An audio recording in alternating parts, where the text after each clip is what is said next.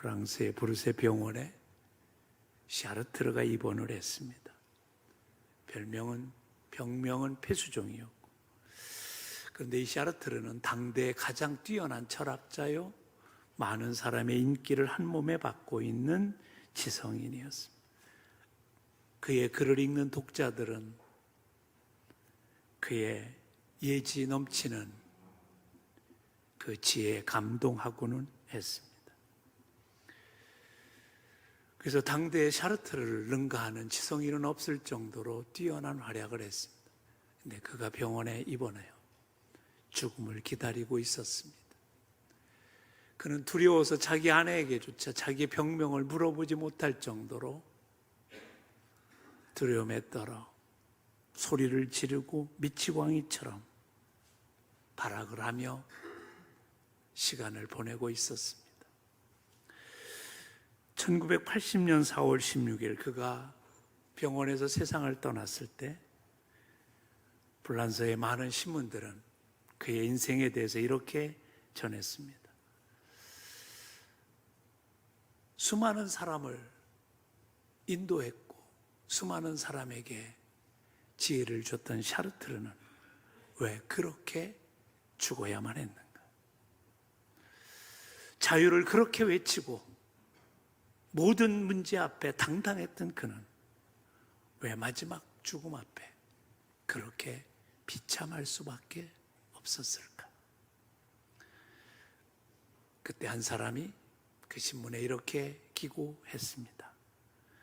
샤르트르의 말로가 그렇게 비참할 수밖에 없었던 이유는 그에게 돌아갈 고향이 없었기 때문이다.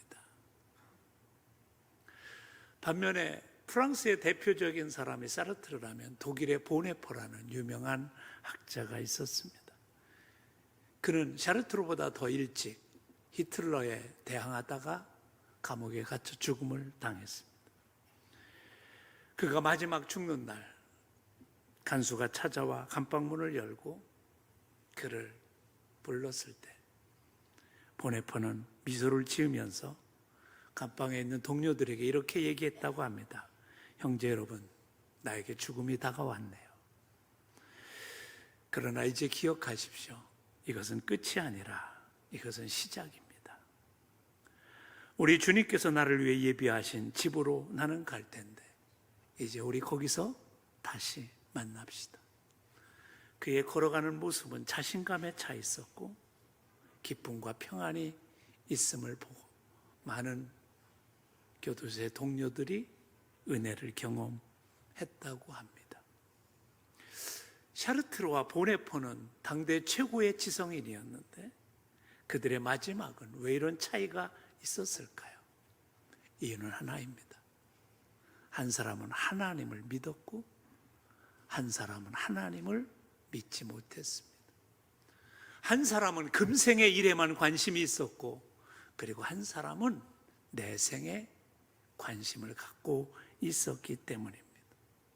그럼 우리는 어떨까요?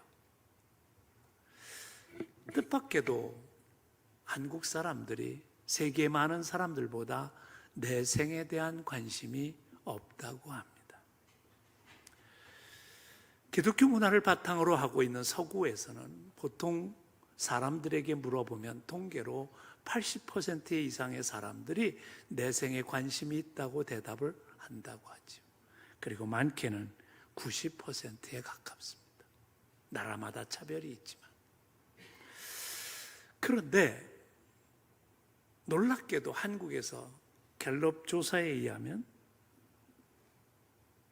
놀라운 결과가 나왔습니다.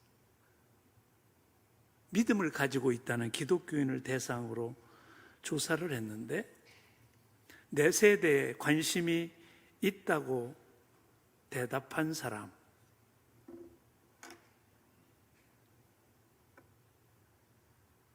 59%에 불과했다. 41%의 그리스도인들이 나 내생은 생각도 못하고 있다. 오늘의 삶에 급급하고 있다. 그렇게 대답했다는 것. 믿지 않는 사람들조차도 어떻게 대답했냐면 그들은 무려 66%가 내생을 생각하지 못한다고 얘기를 했다는 겁니다. 사회학자는, 종교사회학자는 이 이유를 두 가지로 설명하는 걸 봤습니다. 하나는 뭐냐? 우리나라의 문화 체계가 유교적 문화고, 유교는 현실에 가까운 현실주의에 입각하기 때문에 미래에 대한 생각을 하지 못하게 되어 있다는 거죠. 그래서 우리나라 말에 쉬운 말이 있습니다. 먹고 사는 문제가 급한데 뭘 나중까지 생각하냐. 오늘의 삶에 급급한 삶을 살아가기 때문에 내생을 생각하지 않는다는 거죠. 그래서 여러분, 한번 여러분을 테스트해 보십시오. 내 주변에 사람이 죽었습니다. 그러면 그 사람이 나와 얼마나 관계가 있는가부터 따집니다. 그리고 우리는 체면이 나옵니다. 관계가 가까우면 문상을 가고, 관계가 멀면 문상을 가지 않습니다.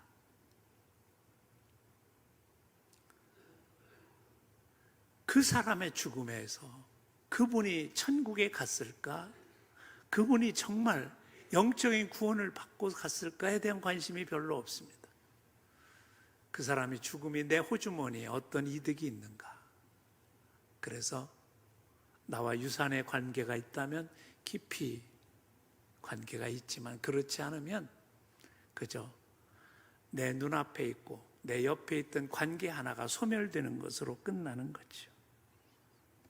이게 오늘날 우리들의 의식 구조라고 합니다.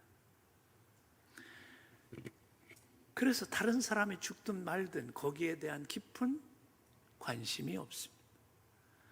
젊은이들 사이에 한때 유행했던 냉혹한 조크가 하나 있다고 합니다. 그게 뭐냐면, 내가 죽으면 국보의 손실이지만 당신이 죽으면 환경 정리이다.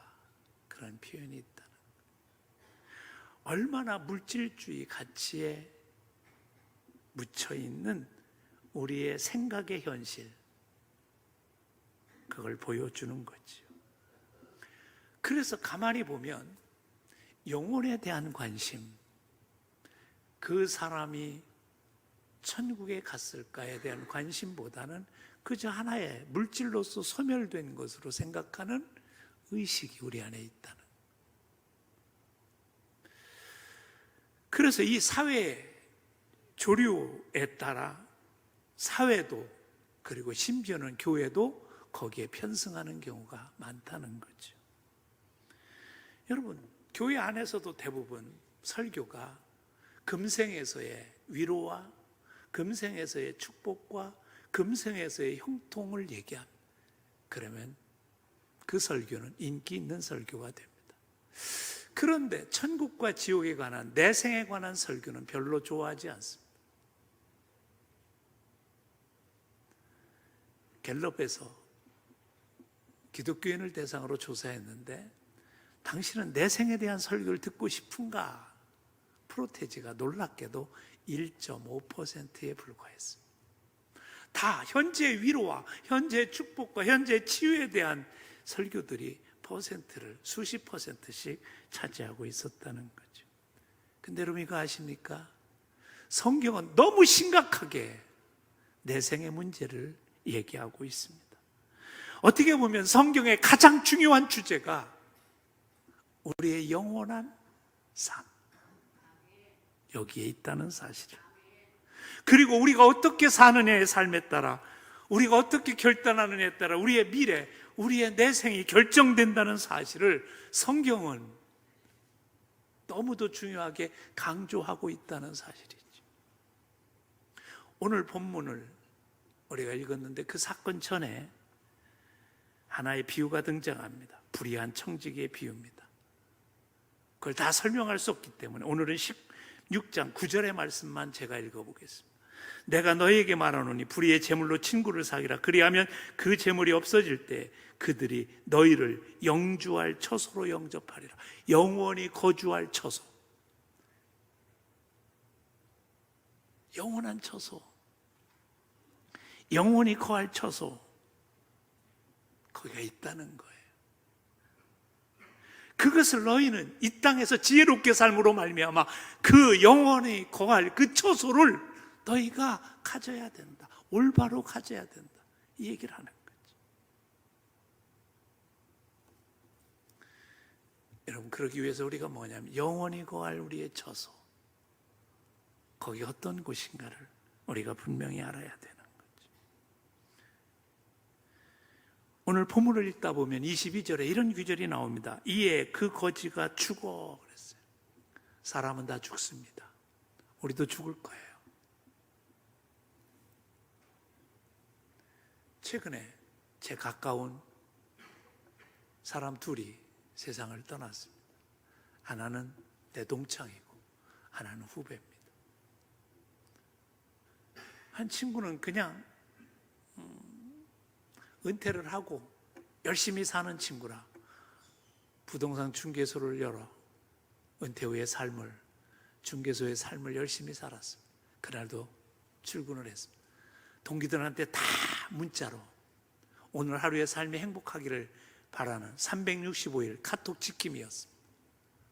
문자를 보내고 그날도 근무를 하다 그만 쓰러졌습니다. 영동 세브란스병으로 119로 옮겨졌고 거기서 심폐소생술을 하다 그날 밤에 CT 촬영, MRI 촬영을 다 끝낸 다음에 세상을 떠났습니다. 수많은 친구들이 애도를 했습니다. 그런데 그의 영혼이 구원받고 하나님의 자녀가 됐는가에 대한 관심을 갖는 친구는 거의 없었습니다. 그저 내 곁을 떠나고 360일 카톡 지킴이가 떠난 아쉬움으로 하루를 마감했습니다. 죽는 거는 사라지는 게 아니라는 거예요. 성경은 죽음이란 건 육체와 영혼의 분리를 얘기하는 것이고, 육체는 흙으로 만들어 흙으로 돌아가지만 영혼은 분명하게 천국으로 간다는 것을, 지옥으로 간다는 것을 성경은 명백히 제시합니다. 구천을 떠도는 영혼이 아니라는 거예요. 오늘 23절에 보면 부자도 죽었습니다. 그런데 바로 그가 어디에 가 있냐면 그가 음부에 가 있어요. 성경학자들은 이 음부를 어디라고 얘기하냐면 지옥으로 가는 입구에 있다는 뜻으로 얘기를 합니다. 즉각적으로 음부에 갔다. 반면에 또 한 사람이 있습니다. 거지 나사로는 어디에 갔어요? 아브라함의 품에 안겼다. 그렇게 표현합니다. 마태복음 8장 11절에 보면 로마의 백부장의 믿음이 등장합니다.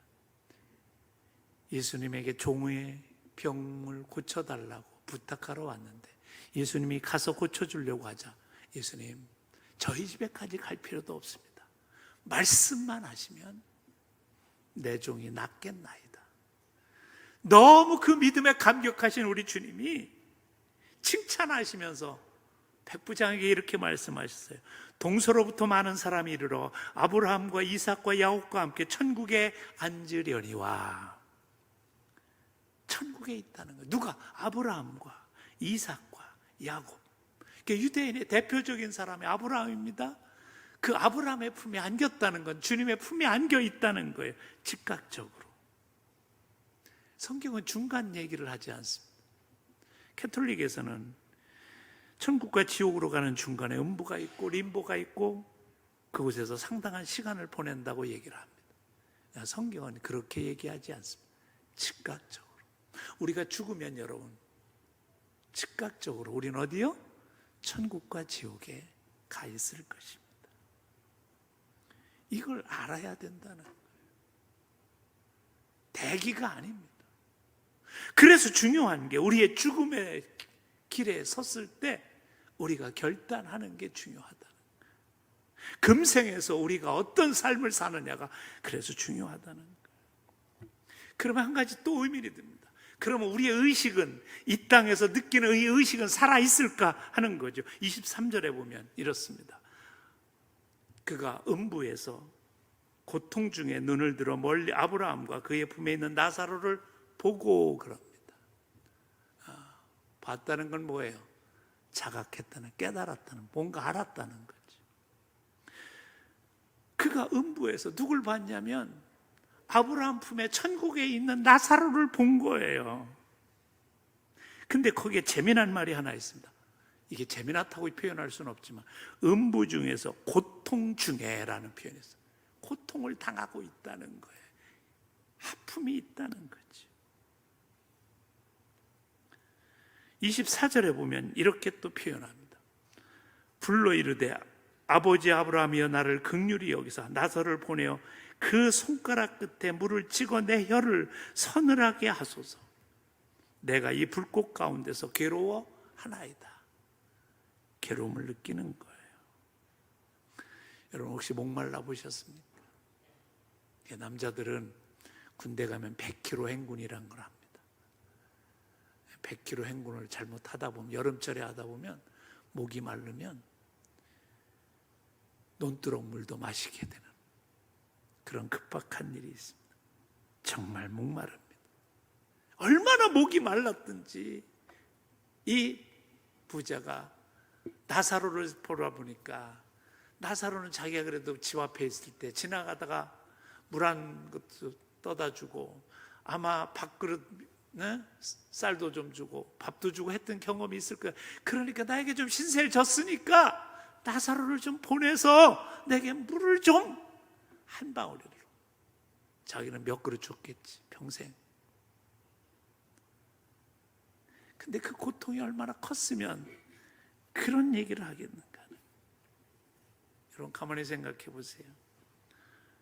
우리가 꿈을 꿀 때, 악몽을 꿀 때가 있어요. 막 밤에 막 뭐에 쫓기고 막 악마에 쫓기고 막 사자에 쫓기고, 이렇게 세상에 살다 보면요, 꿈은 악몽을 몇 번은 꾸게 돼 있거든. 그때 이렇게 악 소리 지르고 깨고 나서 무슨 생각이에요? 꿈이었네. 그럼 얼마나 다행이야. 근데 그게 아니라니까. 여기는 그 고통이 계속되는 것이라는 거예요. 그 아픔이 계속되는 것이에요. 왜 성경이 이걸 묘사해요? 너희는 그렇게 그런 곳에 가서 살지 말아야 된다는 거예요. 그걸 강조하는 거예요. 근데 반대로 나사로에겐 뭐예요? 25절에 보면 아브라함이 이르되 예 너는 살았을 때 좋은 것을 받았고 나사로는 고난을 받았으니 이것을 기억하라. 이제 그는 여기서 위로를 받고, 이런 위로라는 것도 뭐예요? 느끼는 거예요. 경험하는 거예요.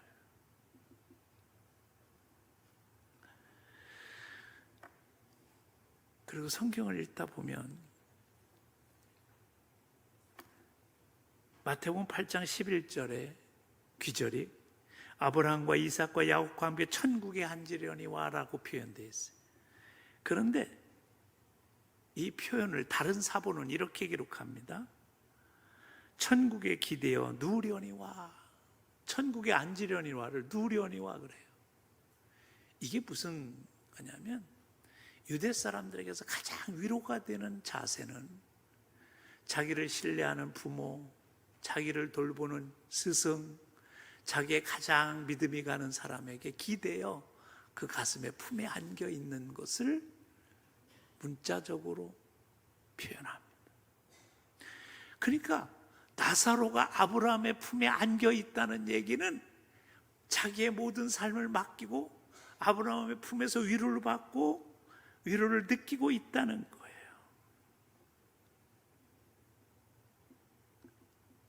천국에서 그걸 느낀다는 거예요. 그래서 중요한 건 이거예요. 우리의 오늘에 느끼는 이 의식이 그곳에서도 폐기되는 것이 아니라 우리 사후에서도 우리의 의식이 살아서 느끼게 된다는 거예요. 지옥의 고통도 그리고 천국의 위로도 경험할 수밖에 없는 사건이라는 거예요. 그래서 레오나르도 다빈치가 아주 유명한 말을 했습니다.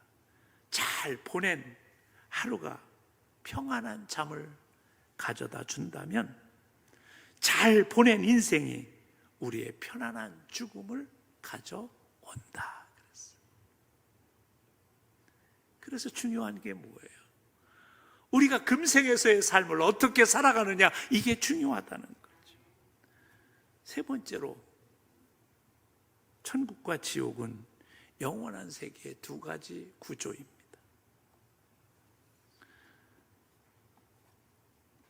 그래서 성경을 읽다 보면 이 두 가지 단어가 계속해서 등장하는데, 특별히 지옥에 대한 단어는 이겁니다. 고통과 고민이란 단어입니다. 그래서 오늘 25절을 읽다 보면 이제 그는 여기서 위로를 받았고 너는 뭐예요? 괴로움을 받느니라, 고통을 받느니라, 그렇게 나와 있는 거죠. 여러분 생각해 보세요. 제가 어느 날요, 이가 너무 아파서 밤을 지새울 때가 있었어요. 너무 아프다. 그래서 밤을 지새워. 그런데 아침이 되면 그래도 내가 뭐예요? 통증의 약을 먹을 수도 있고 치과에서 치료를 받을 수도 있고 희망이 있어요. 고통이 있어도 금생에서는 그것이 잠시예요. 치유받을 수 있으니까, 치료받을 수 있으니까. 그런데 지옥은 그게 안 된다는 거예요. 그 고통이 영원히 계속된다는 거예요. 이게 무서운 거죠. 그래서 28절에 보면 이 고통을 받던 부자가 뭐라고 얘기하냐면, 내 형제 5이 있으니 그들에게 증언하게 하여 그들로 이 고통을 받는 곳에 오지 않게 하소서. 너무 힘들고 어려우니까 한 가지라도 내 형제만이라도, 내 사랑하는 부모만이라도, 내 사랑하는 자녀만이라도, 내 사랑하는 친구만이라도 이곳에는 절대로 올 곳이 못 된다는 걸 가르쳐달라. 그들에게 깨닫게 해달라. 외치고 있는 절규. 그게 있는 곳이 어디요? 그런 한숨이 있는 곳이 어디요? 내가 그때 잘할 걸 한숨 소리가 있는 곳이 어디요? 그것이 바로 지옥의 정체라는 거예요. 그러나 반대로 천국은 어떤 곳이라는 거예요? 거긴 영원한 위로가 있는 거죠. 계시록 21장에 보면 하나님께서 천국의 커튼을 열어 사도 요한에게 보내주셨습니다. 우리가 천국에 돌아가자마자 거기에 이런 표현이 나옵니다. 하나님이 저희들과 함께 계셔서 저희의 모든 눈물을 씻기심에. 애야, 세상에서 고생했지? 우리를 위로하시고 우리의 눈물을 씻어주신다는. 억울했지, 속상했지. 세상에 있는 동안 얼마나 아파했니? 그러면서 우리의 눈물을 씻겨주는 위로가 있는 곳, 평안이 있는 곳, 기쁨이 있는 곳, 그것이 천국이라고 성경은 우리에게 가르쳐 주고 있는 거죠. 네 번째 중요한 사실은 이겁니다. 천국과 지옥은 떨어져 있다는 거예요. 왕래할 수 있지 않다는 거예요. 26절에 보면 이렇게 요구하는 부자에게 아브라함이 대답합니다. 그뿐 아니라 너희와 우리 사이에 큰 구렁텅이가 놓여 있어서 여기서 너희에게 건너가고자 하되 갈 수 없고 거기서 우리에게 건너올 수도 없게 하였느니라. 천국과 지옥은 어떤 방법으로 해서 그 스탠스를, 위치를 옮길 수 있는 곳이 아니라, 이 말이 무슨 얘기예요? 금생에 있을 때 우리의 삶을 통해서 결정된 것을 바꿀 수 없다는 거예요. 그래서 오늘이 중요한 거예요. 우리의 삶이 언제 끝날지 몰라요. 제가 가끔 그런 얘기를 합니다. 올 때는 주민등록증 순서대로 왔지만 갈 때는 주민등록증 순서대로 가지 못한. 제 친구들이 사진을 올렸더라고요. 7월 11일 날 산행했던 산지. 거기에 죽은 그 친구가 당당하게, 위풍당당하게 서 있습니다. 죽을 줄 알았을까요? 몰랐지. 그게 인간입니다. 그게 우리의 모습입니다. 그래서 중요한 게 이 순간이 중요한 거예요. 내일 일은 난 몰라요. 하루하루 살아요. 왜 그런 고백을 하는지 아세요? 오늘을 하나님 앞에 바로 살아야 우리의 미래가 결정된다. 금생과 내생이 결정된다. 22절에 보면 믿는 자의 죽음에 대해서 이렇게 설명합니다. 이에 그 거지가 죽어 천사들에게 받들려 아브라함의 품에 들어가고, 천사들이 나사로를 불렀어. 죽은 이 거지 우리 불렀어. 여러분 생각해 보세요. 저는 가끔 그런 얘기를 합니다. 우리가 죽을 때요, 왜 샤르트르가 그렇게 발악했을까? 주님을 못 봤거든요.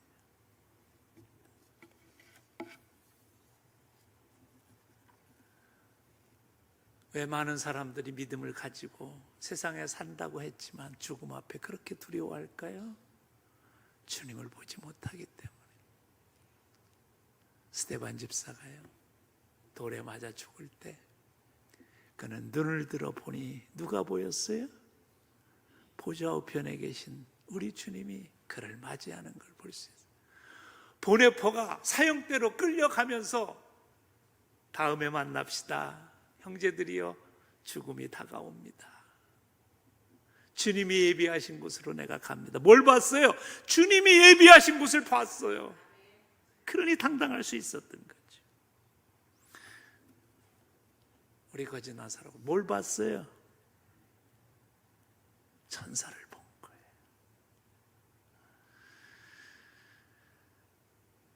그래서 중요한 게 뭐예요? 죽음의 순간을 맞이할 때 우리가 구원받은 하나님의 자녀로 살아가느냐, 이게 중요한 거예요. 사랑하는 성도 여러분, 그렇다면 이제 남은 게 하나 있어요. 뭘까요? 딱 한 가지. 천국과 지옥은 무엇으로 결정될까 하는 거예요. 어떻게 해서 어떤 사람은 천국에 가고 어떤 사람은 지옥에 가는가? 부자라 지옥 갔을까요? 거지라 천국 갔을까요? 그렇지 않아요. 30절을 읽어보면 거기에 대한 해답이 등장합니다. 이르되 그렇지 아니하니이다. 그리고 다 같이 읽어볼까요? 시작. 아버지 아브라함이여, 만일 죽은 자에게서 그들에게 가는 자가 있으면 회개하리이다. 거지 나사로의 얘기가 아니에요. 부자의 얘기예요. 부자가 죽었어. 그러면 이제 나사로를 아브라함에게 부탁을 합니다. 제발 저 나사로가 살려줘서, 저 나사로가 우리 집에 가면, 자기 살려달라고는 못해. 천국에 있는 나사로가 살려줘서 집에 가서 우리 가족들한테 얘기하면 회개할 겁니다. 그래서 그들이 천국에 가게 될 겁니다. 이 얘기를 해요. 누가? 부자가. 지옥에 가 있는 부자가. 이 얘기를 역설적으로 얘기하면 무슨 얘기예요? 회개하면 지옥에 가서 뒤늦게 후회하는 게 아니라 회개하면, 어디에서요? 이 땅에서. 회개는 방향의 전환입니다. 죄로부터 돌이키는, 교만으로부터 돌이키는, 자기 생각으로부터 하나님께로 돌이키는 거예요. 내 삶을 전환시키는 결단이 없다면 천국에 갈 수 없다는 거예요. 회개하지 않았기 때문에.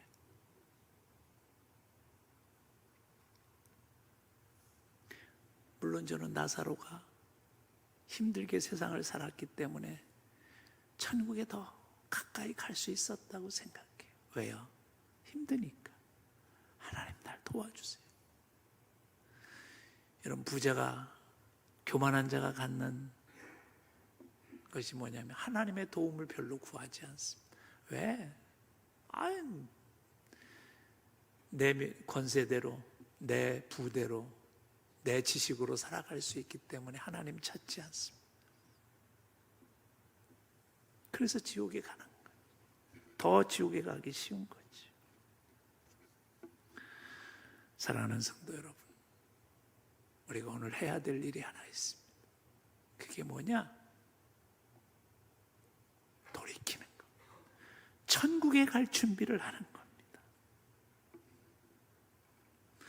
하나님이 나의 도우심을 믿고 하나님을 찾는 겁니다.